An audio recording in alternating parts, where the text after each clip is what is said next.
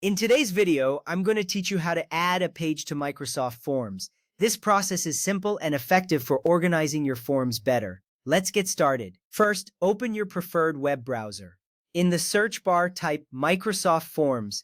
This action directs you to the official site. You might see several links in the search results. Look for the one that leads to Microsoft Forms. It's usually the first or second link. Clicking the correct link is crucial because this ensures you're accessing the right platform.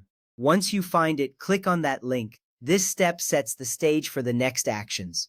Next up, you may need to log into your Microsoft account. If prompted, enter your email and password. This action is essential because it secures your data and provides access to your forms.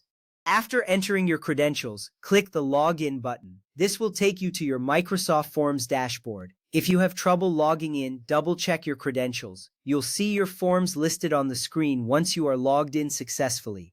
Now, let's open the specific form where you want to add a new page. Your forms will appear in a grid or list format. Find the form you want to edit and click on it. This takes you to the editing view of your form. You will see all your questions and sections laid out clearly.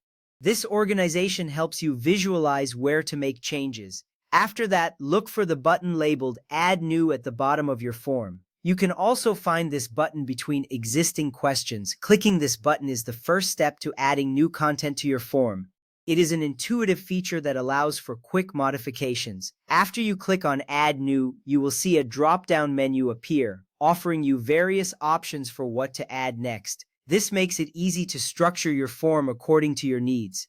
Now, from the drop-down menu, select the option labeled Section. This action allows you to create a new page within your form. Choosing Section is significant because it helps break your form into manageable parts. It makes the form easier to navigate for respondents. Once you select Section, your form will update to show a new area for you to fill out. Next, name your new section. You can give it a title that summarizes what this section covers. Additionally, there is an option to add an optional description. This description can provide further context or instructions for your respondents. Naming your sections clearly is important because it helps guide the users through your form smoothly. After entering the title and any additional information, you can save your changes.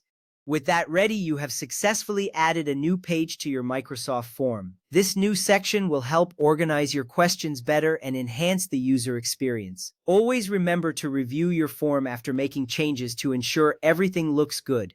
This will help you catch any errors or make adjustments as needed. Thank you for following along and happy form building.